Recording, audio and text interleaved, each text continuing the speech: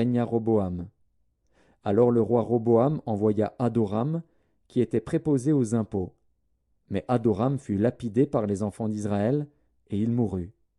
Et le roi Roboam se hâta de monter sur un char pour s'enfuir à Jérusalem. C'est ainsi qu'Israël s'est détaché de la maison de David jusqu'à ce jour. 2 Chroniques, chapitre 11. Roboam, arrivé à Jérusalem, rassembla la maison de Juda et de Benjamin, 180 000 hommes d'élite propres à la guerre, pour qu'ils combattissent contre Israël afin de le ramener sous la domination de Roboam. Mais la parole de l'Éternel fut ainsi adressée à Shemaéja, homme de Dieu. Parle à Roboam, fils de Salomon, roi de Juda, et à tout Israël en Juda et en Benjamin, et dis-leur, Ainsi parle l'Éternel. Ne montez point, et ne faites pas la guerre à vos frères. Que chacun de vous retourne dans sa maison, car c'est de par moi que cette chose est arrivée. Ils obéirent aux paroles de l'Éternel, et ils s'en retournèrent, renonçant à marcher contre Jéroboam. Roboam demeura à Jérusalem, et il bâtit des villes fortes en Juda. Il bâtit Bethléem, Étam, Tekoa, Beth-Tsur, Soko, Adulam, Gath, Marécha, Ziph, Adoraïm, Lachis, Azeka, Tsoréa, Ajalon et Hébron, qui étaient en Juda et en Benjamin, et il en fit des villes fortes. Il les fortifia, et y établit des commandants, et des magasins de vivres, d'huile et de vin. Il mit dans chacune de ces villes des boucliers et des lances, et il les rendit très fortes. Juda et Benjamin étaient à lui.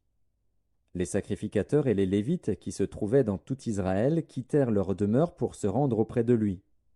Car les Lévites abandonnèrent leurs banlieues et leurs propriétés et vinrent en Juda et à Jérusalem, parce que Jéroboam et ses fils les empêchèrent de remplir leurs fonctions comme sacrificateurs de l'Éternel. Jéroboam établit des sacrificateurs pour les hauts lieux, pour les boucs et pour les veaux qu'il avait faits. Ceux de toutes les tribus d'Israël qui avaient à cœur de chercher l'Éternel, le Dieu d'Israël, suivirent les Lévites à Jérusalem pour sacrifier à l'Éternel, le Dieu de leur père. Ils donnèrent ainsi de la force au royaume de Juda et affermirent Roboam, fils de Salomon, pendant 3 ans, car ils marchèrent pendant 3 ans dans la voie de David et de Salomon. Roboam prit pour femme Mahalat, fille de Jérimoth, fils de David et d'Abikaïl, fille d'Éliab, fils d'Isaïe. Elle lui enfanta des fils, Josh, Shemaria et Tzaham. Après elle, il prit Maaka, fille d'Absalom. Elle lui enfanta Abijah, Ataï, Ziza et Shélomis. Roboam aimait Maaka, fille d'Absalom, plus que toutes ses femmes et ses concubines. Car il eut 18 femmes et 60 concubines, et il engendra 28 fils et 60 filles. Roboam donna le premier rang à Abijah, fils de Maaka, et l'établit chef parmi ses frères, car il voulait le faire roi.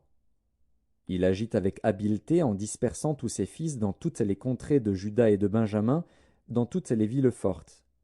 Il leur fournit des vivres en abondance, et demanda pour eux une multitude de femmes.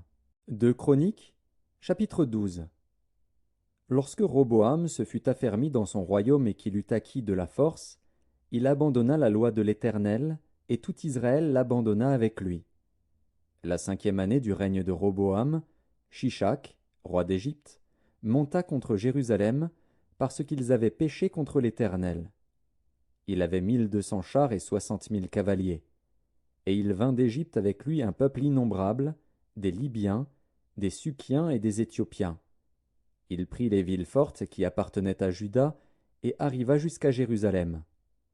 Alors Shemaéja, le prophète, se rendit auprès de Roboam et des chefs de Juda qui s'étaient retirés dans Jérusalem à l'approche de Shishak, et il leur dit, Ainsi parle l'Éternel. Vous m'avez abandonné, je vous abandonne aussi, et je vous livre entre les mains de Shishak. Les chefs d'Israël et le roi s'humilièrent et dirent, L'Éternel est juste. Et quand l'Éternel vit qu'il s'humiliait, la parole de l'Éternel fut ainsi adressée à Shemaéja. Ils se sont humiliés, je ne les détruirai pas, je ne tarderai pas à les secourir, et ma colère ne se répandra pas sur Jérusalem par Shishak. Mais ils lui seront assujettis, et ils sauront ce que c'est que me servir ou servir les royaumes des autres pays. Shishak, roi d'Égypte, monta contre Jérusalem. Il prit les trésors de la maison de l'Éternel et les trésors de la maison du roi, il prit tout. Il prit les boucliers d'or que Salomon avait faits. Le roi Roboam fit à leur place des boucliers d'airain, et il les remit aux soins des chefs des coureurs, qui gardaient l'entrée de la maison du roi. Toutes les fois que le roi allait à la maison de l'Éternel, les coureurs venaient et les portaient, puis il les rapportait dans la chambre des coureurs. Comme Roboam s'était humilié, l'Éternel détourna de lui sa colère et ne le détruisit pas entièrement. Et il y avait encore de bonnes choses en Juda. Le roi Roboam s'affermit dans Jérusalem et régna. Il avait 41 ans lorsqu'il devint roi, et il régna 17 ans à Jérusalem, la ville que l'Éternel avait choisie sur toutes les tribus d'Israël pour y mettre son nom. Sa mère s'appelait Naama, l'Ammonite. Il fit le mal, parce qu'il n'appliqua pas son cœur à chercher l'Éternel. Les actions de Roboam, les premières et les dernières, ne sont-elles pas écrites dans les livres de Shemaéja, le prophète, et d'Iddo, le prophète, parmi les registres généalogiques? Il y eut toujours guerre entre Roboam et Jéroboam. Roboam se coucha avec ses pères, et il fut enterré dans la ville de David. Et Abija, son fils, régna à sa place. 2 Chroniques, chapitre 13. La 18e année du règne de Jéroboam, Abija régna sur Juda. Il régna 3 ans à Jérusalem. Sa mère s'appelait Mikaja, fille d'Uriel, de Gibéa. Il y eut guerre entre Abija et Jéroboam. Abija engagea les hostilités avec une armée de vaillants guerriers, 400 000 hommes d'élite. Et Jéroboam se rangea en bataille contre lui avec 800 000 hommes d'élite, vaillants guerriers. Du haut du mont Tsémaraïm, qui fait partie de la montagne d'Éphraïm, Abija se leva et dit « Écoutez-moi, Jéroboam et tout Israël. Ne devez-vous pas savoir que l'Éternel, le Dieu d'Israël, a donné pour toujours à David la royauté sur Israël, à lui et à ses fils, par une alliance inviolable? Mais Jéroboam, fils de Nebat, serviteur de Salomon, fils de David, s'est levé et s'est révolté contre son maître.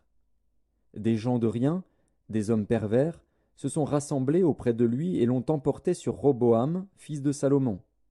Roboam était jeune et craintif, et il manqua de force devant eux.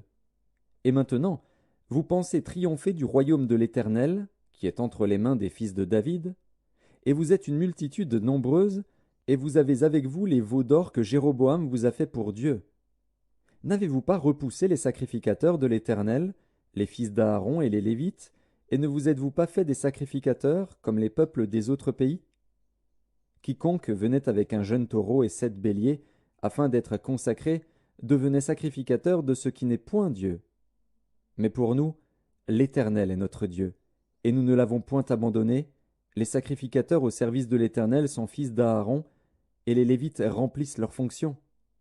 Nous offrons chaque matin et chaque soir des holocaustes à l'Éternel, nous brûlons le parfum odoriférant, nous mettons les pains de proposition sur la table pure, et nous allumons chaque soir le chandelier d'or et ses lampes. Car nous observons les commandements de l'Éternel, notre Dieu. Et vous, vous l'avez abandonné. Voici, Dieu et ses sacrificateurs sont avec nous, à notre tête, et nous avons les trompettes retentissantes pour les faire résonner contre vous. Enfants d'Israël, ne faites pas la guerre à l'Éternel, le Dieu de vos pères, car vous n'auriez aucun succès. Jéroboam les prit par derrière au moyen d'une embuscade, et ses troupes étaient en face de Juda, qui avait l'embuscade par derrière. Ceux de Juda s'étant retournés eurent à combattre devant et derrière. Ils crièrent à l'Éternel, et les sacrificateurs sonnèrent des trompettes. Les hommes de Juda poussèrent un cri de guerre, et, au cri de guerre des hommes de Juda, l'Éternel frappa Jéroboam et tout Israël devant Abija et Juda. Les enfants d'Israël s'enfuirent devant Juda, et Dieu les livra entre ses mains. Abija et son peuple leur firent éprouver une grande défaite, et 500 000 hommes d'élite tombèrent morts parmi ceux d'Israël.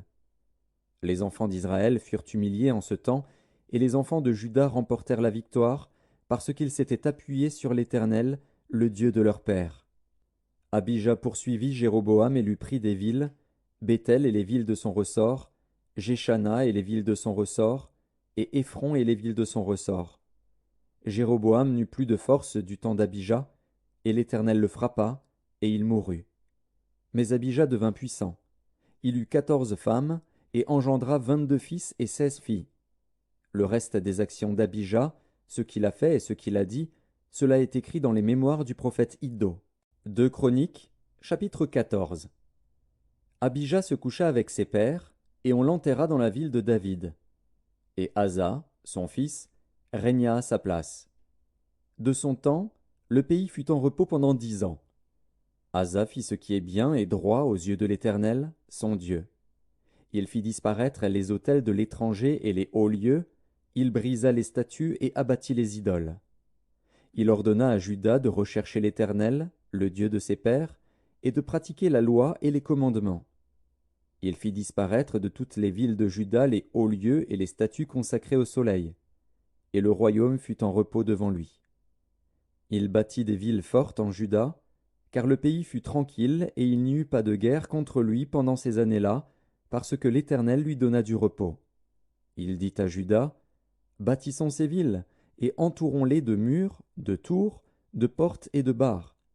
Le pays est encore devant nous, car nous avons recherché l'Éternel, notre Dieu, nous l'avons recherché, et il nous a donné du repos de tous côtés. » Ils bâtirent donc, et réussirent. Asa avait une armée de 300 000 hommes de Juda, portant le bouclier et la lance, et de 280 000 de Benjamin, portant le bouclier et tirant de l'arc, tous vaillants hommes. Zérak, l'Éthiopien, sortit contre eux avec une armée d'1 million d'hommes et 300 chars, et il s'avança jusqu'à Marécha. Asa marcha au-devant de lui, et ils se rangèrent en bataille dans la vallée de Tsephata, près de Marécha. Asa invoqua l'Éternel, son Dieu, et dit, « Éternel, toi seul peux venir en aide aux faibles comme aux forts. Viens à notre aide, Éternel, notre Dieu, car c'est sur toi que nous nous appuyons, et nous sommes venus en ton nom contre cette multitude. Éternel, tu es notre Dieu, que ce ne soit pas l'homme qui l'emporte sur toi. » L'Éternel frappa les Éthiopiens devant Asa et devant Juda, et les Éthiopiens prirent la fuite. Asa et le peuple qui était avec lui les poursuivirent jusqu'à Guérar, et les Éthiopiens tombèrent sans pouvoir sauver leur vie, car ils furent détruits par l'Éternel et par son armée.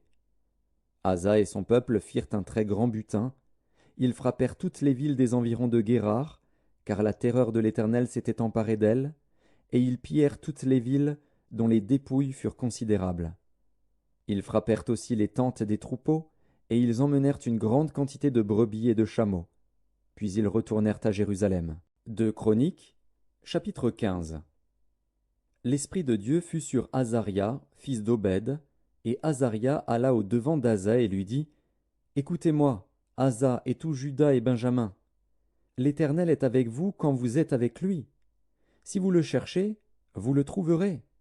Mais si vous l'abandonnez, il vous abandonnera. Pendant longtemps il n'y a eu pour Israël ni vrai Dieu, ni sacrificateur qui enseignât, ni loi. Mais au sein de leur détresse, ils sont retournés à l'Éternel, le Dieu d'Israël. Ils l'ont cherché, et ils l'ont trouvé. Dans ces temps-là, point de sécurité pour ceux qui allaient et venaient, car il y avait de grands troubles parmi tous les habitants du pays. On se heurtait peuple contre peuple, ville contre ville, parce que Dieu les agitait par toutes sortes d'angoisses.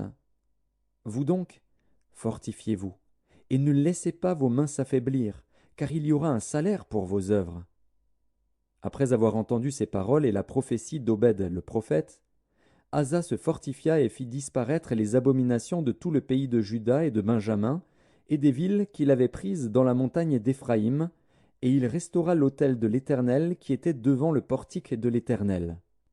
Il rassembla tout Juda et Benjamin, et ceux d'Éphraïm, de Manassé et de Siméon qui habitaient parmi eux, car un grand nombre de gens d'Israël se joignirent à lui lorsqu'ils virent que l'Éternel, son Dieu, était avec lui. Ils s'assemblèrent à Jérusalem le 3e mois de la 15e année du règne d'Asa. Ce jour-là, ils sacrifièrent à l'Éternel, sur le butin qu'ils avaient amené, 700 bœufs et 7000 brebis. Ils prirent l'engagement de chercher l'Éternel, le Dieu de leur père, de tout leur cœur et de toute leur âme. Et quiconque ne chercherait pas l'Éternel, le Dieu d'Israël, devait être mis à mort, petits ou grands, hommes ou femmes. Ils jurèrent fidélité à l'Éternel à voix haute, avec des cris de joie, et au son des trompettes et des cors. Tout Juda se réjouit de ce serment, car ils avaient juré de tout leur cœur, ils avaient cherché l'Éternel de plein gré, et ils l'avaient trouvé, et l'Éternel leur donna du repos de tous côtés. Le roi Asa enleva même à Maaka, sa mère, la dignité de reine, parce qu'elle avait fait une idole pour Astarté. Asa abattit son idole, qu'il réduisit en poussière, et la brûla au torrent de Cédron. Mais les hauts lieux ne disparurent point d'Israël, quoique le cœur d'Asa fût en entier à l'Éternel pendant toute sa vie.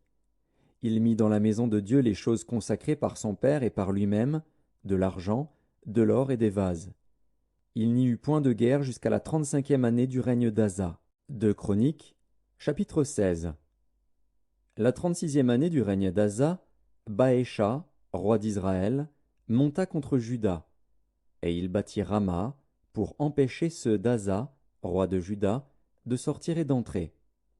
Asa sortit de l'argent et de l'or des trésors de la maison de l'Éternel et de la maison du roi, et il envoya des messagers vers Ben-Hadad, roi de Syrie, qui habitait à Damas. Il lui fit dire « Qu'il y ait une alliance entre moi et toi, comme il y en eut une entre mon père et ton père. Voici, je t'envoie de l'argent et de l'or.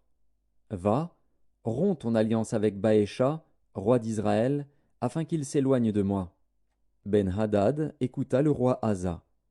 Il envoya les chefs de son armée contre les villes d'Israël, et ils frappèrent Ijon, Dan, Abel-Maïm, et tous les magasins des villes de Nephtali. Lorsque Baécha l'apprit, il cessa de bâtir Rama et interrompit ses travaux. Le roi Asa occupa tout Juda à emporter les pierres et le bois que Baécha employait à la construction de Rama, et il s'en servit pour bâtir Géba et Mitzpa.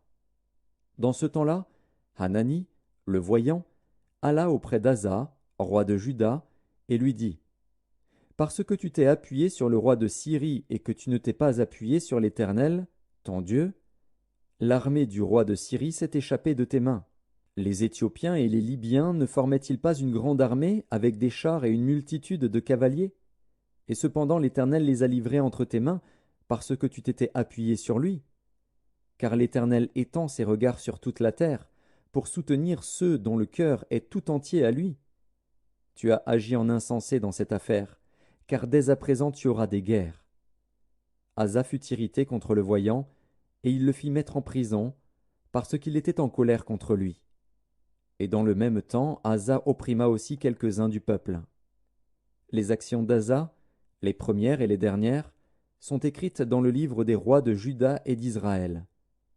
La 39e année de son règne, Asa eut les pieds malades au point d'éprouver de grandes souffrances. Même pendant sa maladie, il ne chercha pas l'Éternel, mais il consulta les médecins. Asa se coucha avec ses pères, et il mourut la 41e année de son règne. On l'enterra dans le sépulcre qu'il s'était creusé dans la ville de David. On le coucha sur un lit qu'on avait garni d'aromates et de parfums préparés selon l'art du parfumeur, et l'on en brûla en son honneur une quantité très considérable. 2 Chroniques, chapitre 17. Josaphat, son fils, régna à sa place. Il se fortifia contre Israël. Il mit des troupes dans toutes les villes fortes de Juda et des garnisons dans le pays de Juda et dans les villes d'Éphraïm dont Asa, son père, s'était emparé. L'Éternel fut avec Josaphat parce qu'il marcha dans les premières voies de David, son père, et qu'il ne rechercha point les Baals. Car il eut recours au Dieu de son père, et il suivit ses commandements, sans imiter ce que faisait Israël. L'Éternel affermit la royauté entre les mains de Josaphat, à qui tout Juda apportait des présents, et qui eut en abondance des richesses et de la gloire.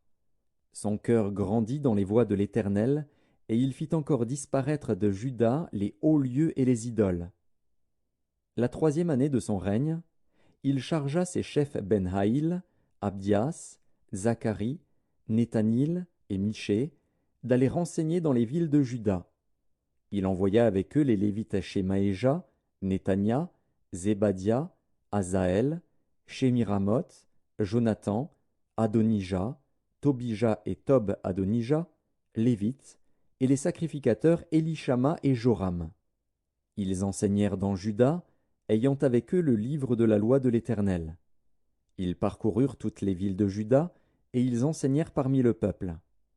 La terreur de l'Éternel s'empara de tous les royaumes des pays qui environnaient Juda, et ils ne firent point la guerre à Josaphat. Des Philistins apportèrent à Josaphat des présents et un tribut en argent, et les Arabes lui amenèrent aussi du bétail, 7 700 béliers et 7 700 boucs. Josaphat s'élevait au plus haut degré de grandeur.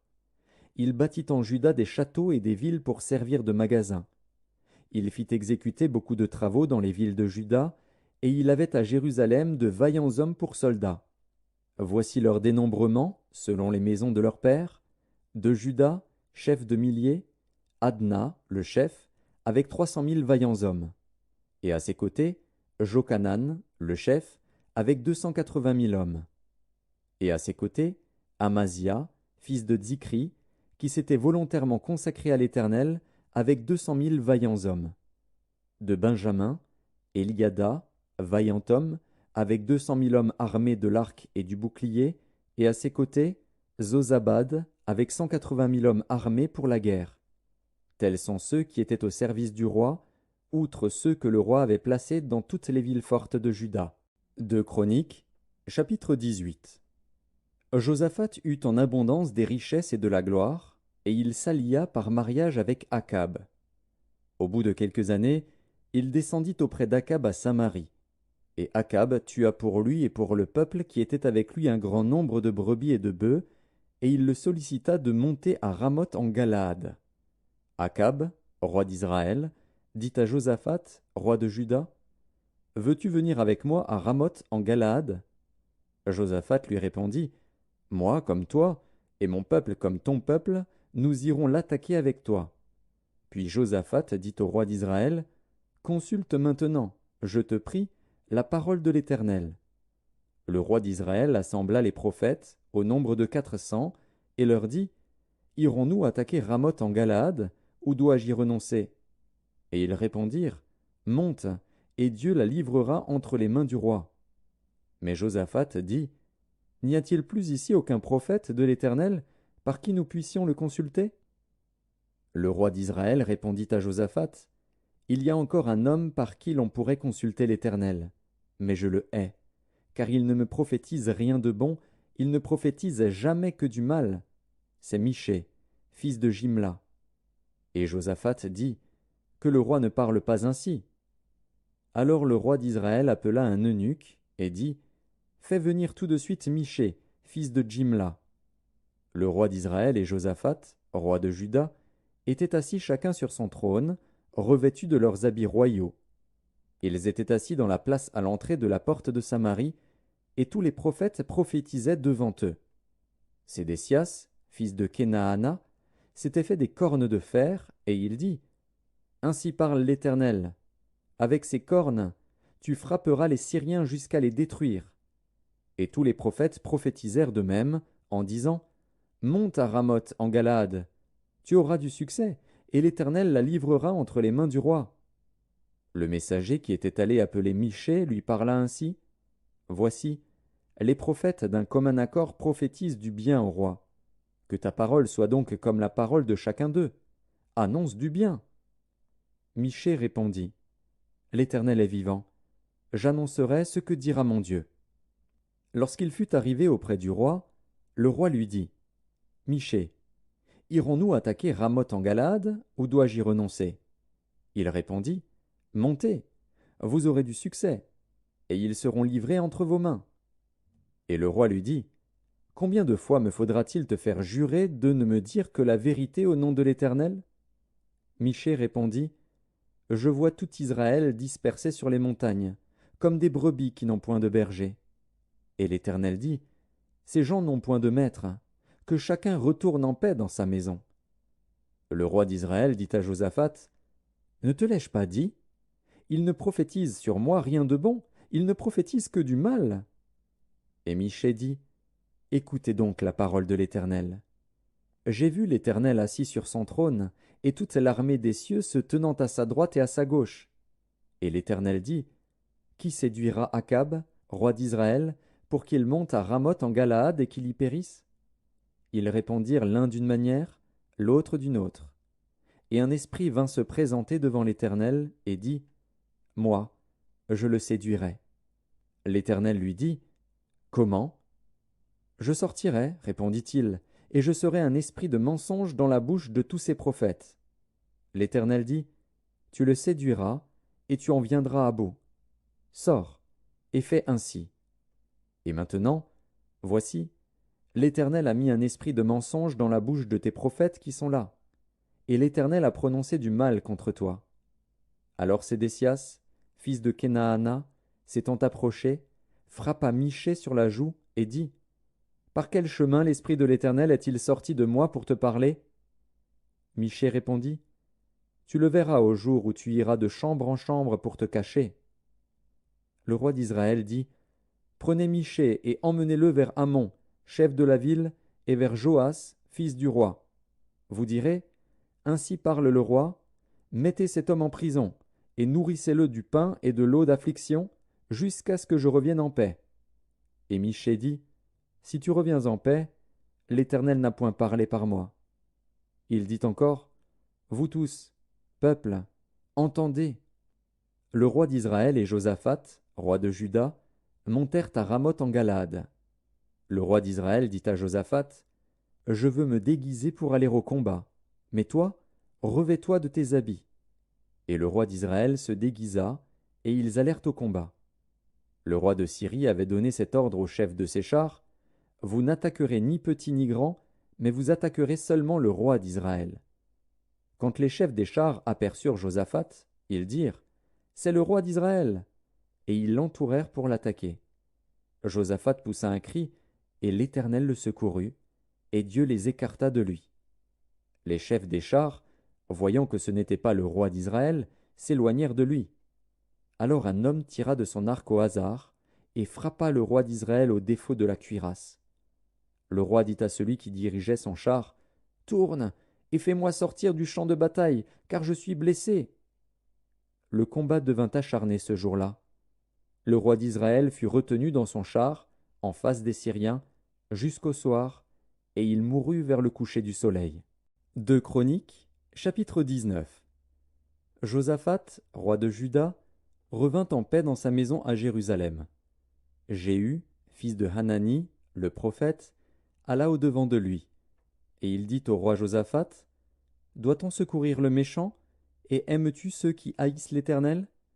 À cause de cela, l'Éternel est irrité contre toi. Mais il s'est trouvé de bonnes choses en toi, car tu as fait disparaître du pays les idoles, et tu as appliqué ton cœur à chercher Dieu. » Josaphat resta à Jérusalem. Puis il fit encore une tournée parmi le peuple, depuis Beër-Shéba jusqu'à la montagne d'Éphraïm, et il les ramena à l'Éternel, le Dieu de leur père. Il établit des juges dans toutes les villes fortes du pays de Juda, dans chaque ville. Et il dit aux juges, « Prenez garde à ce que vous ferez, car ce n'est pas pour les hommes que vous prononcerez des jugements, c'est pour l'Éternel, qui sera près de vous quand vous les prononcerez. Maintenant, que la crainte de l'Éternel soit sur vous.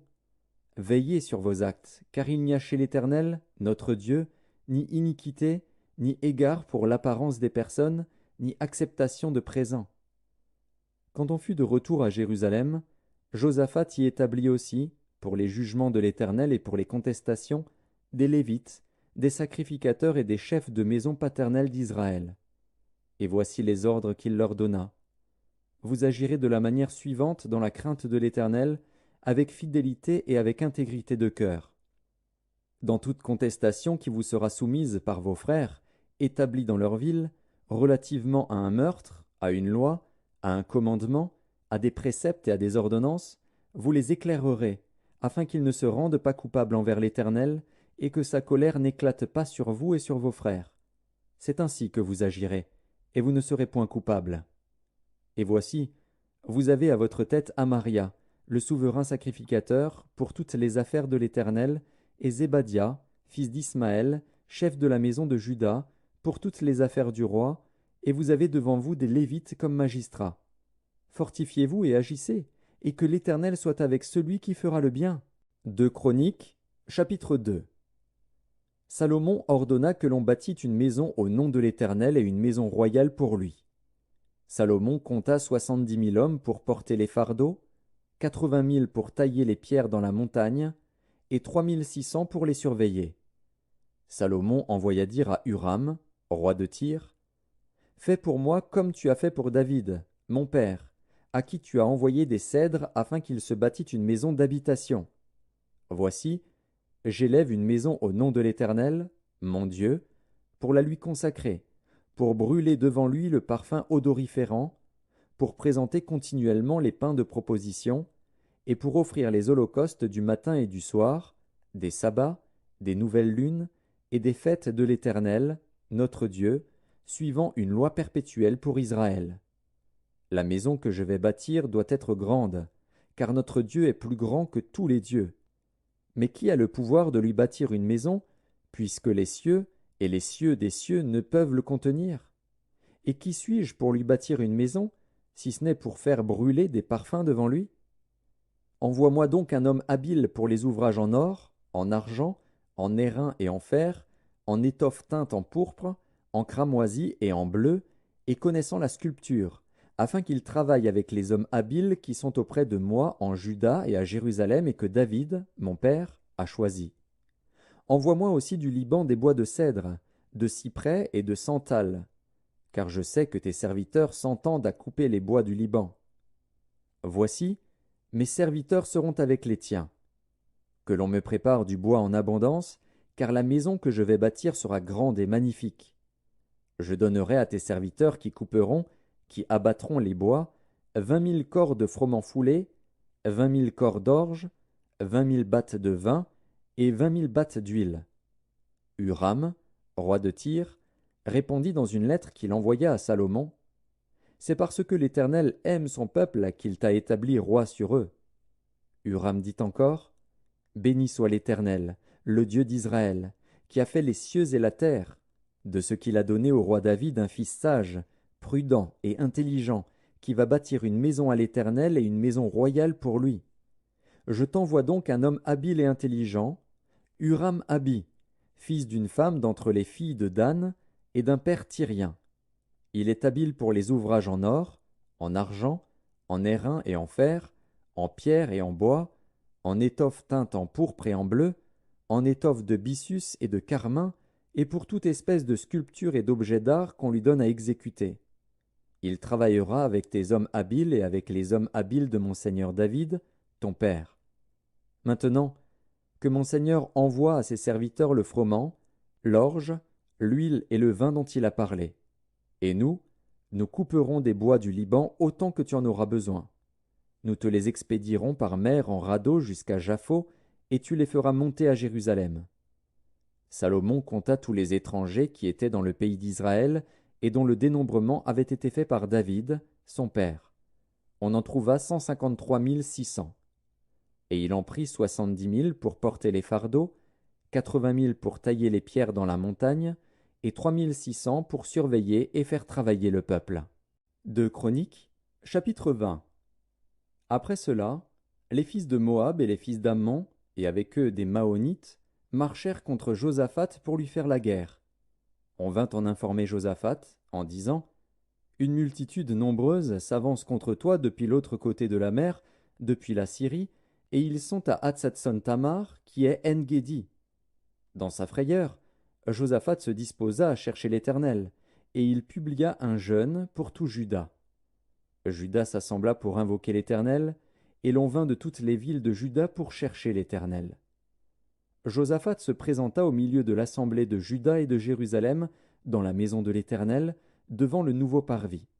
Et il dit, « Éternel, Dieu de nos pères, n'es-tu pas Dieu dans les cieux, et n'est-ce pas toi qui domines sur tous les royaumes des nations? N'est-ce pas toi qui as en main la force et la puissance, et à qui nul ne peut résister? N'est-ce pas toi, ô notre Dieu, qui as chassé les habitants de ce pays devant ton peuple d'Israël, et qui l'as donné pour toujours à la postérité d'Abraham qui t'aimait?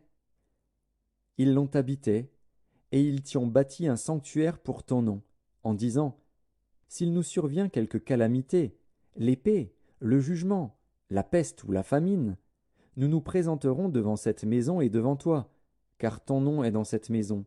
Nous crierons à toi du sein de notre détresse, et tu exauceras et tu sauveras.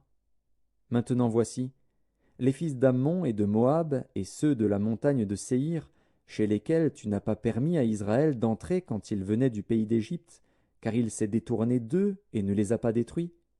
Les voici qui nous récompensent en venant nous chasser de ton héritage, dont tu nous as mis en possession. Ô notre Dieu, n'exerceras-tu pas tes jugements sur eux? Car nous sommes sans force devant cette multitude nombreuse qui s'avance contre nous, et nous ne savons que faire, mais nos yeux sont sur toi. Tout Juda se tenait debout devant l'Éternel, avec leurs petits-enfants, leurs femmes et leurs fils. Alors l'Esprit de l'Éternel saisit au milieu de l'assemblée Jacaziel, fils de Zacharie, fils de Benaja, fils de Jéhiel, fils de Mattania, lévite, d'entre les fils d'Asaph. Et Jacaziel dit, « Soyez attentifs, tout Juda et habitants de Jérusalem, et toi, roi Josaphat. Ainsi vous parle l'Éternel. Ne craignez point et ne vous effrayez point devant cette multitude nombreuse, car ce ne sera pas vous qui combattrez, ce sera Dieu. Demain, descendez contre eux. Ils vont monter par la colline de Tsitz, et vous les trouverez à l'extrémité de la vallée, en face du désert de Jéruel. Vous n'aurez point à combattre en cette affaire. Présentez-vous, tenez-vous là, et vous verrez la délivrance que l'Éternel vous accordera. Juda et Jérusalem, ne craignez point et ne vous effrayez point. Demain, sortez à leur rencontre, et l'Éternel sera avec vous.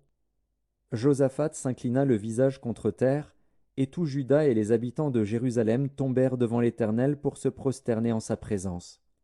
Les Lévites d'entre les fils des Kéhathites et d'entre les fils des Coréites se levèrent pour célébrer d'une voix forte et haute l'Éternel, le Dieu d'Israël. Le lendemain, ils se mirent en marche de grand matin pour le désert de Tekoa.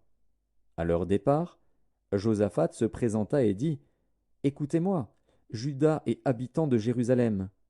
Confiez-vous en l'Éternel, votre Dieu, et vous serez affermis. Confiez-vous en ses prophètes, et vous réussirez. » Puis, d'accord avec le peuple, il nomma des chantres qui, revêtus d'ornements sacrés, et marchant devant l'armée, célébraient l'Éternel et disaient, « Louez l'Éternel, car sa miséricorde dure à toujours. » Au moment où l'on commençait les chants et les louanges, l'Éternel plaça une embuscade contre les fils d'Ammon et de Moab et ceux de la montagne de Séhir, qui étaient venus contre Juda, et ils furent battus. Les fils d'Ammon et de Moab se jetèrent sur les habitants de la montagne de Séhir pour les dévouer par interdit et les exterminer. Et quand ils en eurent fini avec les habitants de Séhir, ils s'aidèrent les uns les autres à se détruire. Lorsque Juda fut arrivé sur la hauteur d'où l'on aperçoit le désert, ils regardèrent du côté de la multitude, et voici, c'étaient des cadavres étendus à terre, et personne n'avait échappé. Josaphat et son peuple allèrent prendre leurs dépouilles. Ils trouvèrent parmi les cadavres d'abondantes richesses et des objets précieux, et ils en enlevèrent tant qu'ils ne purent tout emporter. Ils mirent 3 jours au pillage du butin, car il était considérable. Le 4e jour, ils s'assemblèrent dans la vallée de Béraka, où ils bénirent l'Éternel. C'est pourquoi ils appelèrent ce lieu vallée de Béraka, nom qui lui est resté jusqu'à ce jour. Tous les hommes de Juda et de Jérusalem, ayant à leur tête Josaphat, partirent joyeux pour retourner à Jérusalem, car l'Éternel les avait remplis de joie en les délivrant de leurs ennemis. Ils entrèrent à Jérusalem et dans la maison de l'Éternel, au son des luttes, des harpes et des trompettes. La terreur de l'Éternel s'empara de tous les royaumes des autres pays, lorsqu'ils apprirent que l'Éternel avait combattu contre les ennemis d'Israël. Et le royaume de Josaphat fut tranquille, et son Dieu lui donna du repos de tous côtés. Josaphat régna sur Juda. Il avait 35 ans lorsqu'il devint roi, et il régna 25 ans à Jérusalem. Sa mère s'appelait Azuba, fille de Shilchi. Il marcha dans la voie de son père Asa, et ne s'en détourna point, faisant ce qui est droit aux yeux de l'Éternel. Seulement, les hauts lieux ne disparurent point, et le peuple n'avait point encore le cœur fermement attaché au Dieu de ses pères. Le reste des actions de Josaphat, les premières et les dernières, cela est écrit dans les mémoires de Jéhu, fils de Hanani,